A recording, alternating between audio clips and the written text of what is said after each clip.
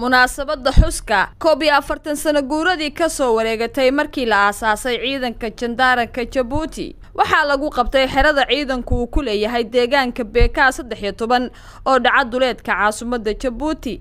waxaana ka soo qayb galay xuskaasi ra'iisul wasaaraha iyo xubno kamid ah golaha wasiirada waxaana kale munaasabadaasi dabaaldega goobjoog ahaa ciidankii hore ee kamid ahaa ciidanka Jandaranka ee hadda shaqada ka fariistay kuwaas oo ku faraxsanaa inay ka qayb qaataan dabaaldega koob iyo 40 sano guuradii ka soo wareegatay ciidanka markii la aasaasay ra'iisul wasaaraha wasiirka gaashaandhigga iyo taliyaha ciidanka Jandaranka ayaa waxay salaan ka qaateen cutubyo ciidan oo ka tirsan ciidankaasi taliyaha ciidanka Jandaranka Colonel Sakariya Xasan Aadan oo halkaasi ka jeediyay khudbadiisii sanadka ayaa madaxda uga warbixiyay waxyaabihii uu qabsoomay sanadkan iyo qorshahooda sanadka soo socda ra'iisul wasaare Kaamil oo ka hadlay isna dabaaldega xuska ayaa u hambalyeeyay guud ahaanba ciidanka Jandaranka iyo faamigooda taliyaha ciidanka Jandaranka ayaa waxa uu soo daawisiiyay ra'iisul wasaaraha iyo mas'uuliyiintii kale ee ka soo qayb gashay munaasabada xuska dhismooyin waaweyn oo kala duwan oo ka dhex socda gudaha xerada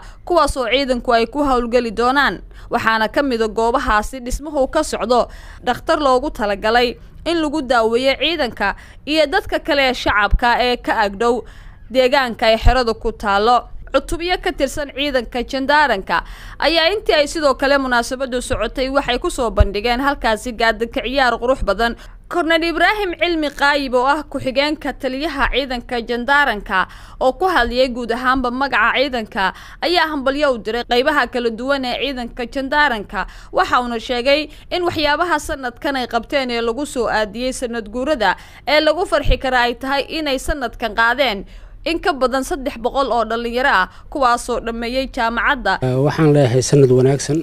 ciidanka jandarmerigu sida ogtiinba waa 41 jirkiisii markaan qaadanay calankayga macaan 77 ilaa maanta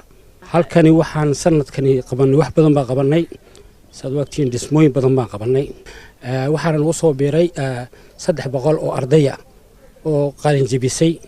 oo in ku dhow sanad iyo badh halka wax ku soo baranaysay bishana dhamaysay hadduu alla yiraahdana bishan koobaad Febraayo noqon doona ciidan buuxo Jandaran yaala badan baa nagu yimid oo farxada waana dadaal ay la yimaadeen ciidanka Jandaranku gudoomiyihiisa sargaalada oo dhan iyo askartu aad u dadaaleen kooxda ekiibka Jandarmeriga waxaa leeyahay hambalyo halka ka wada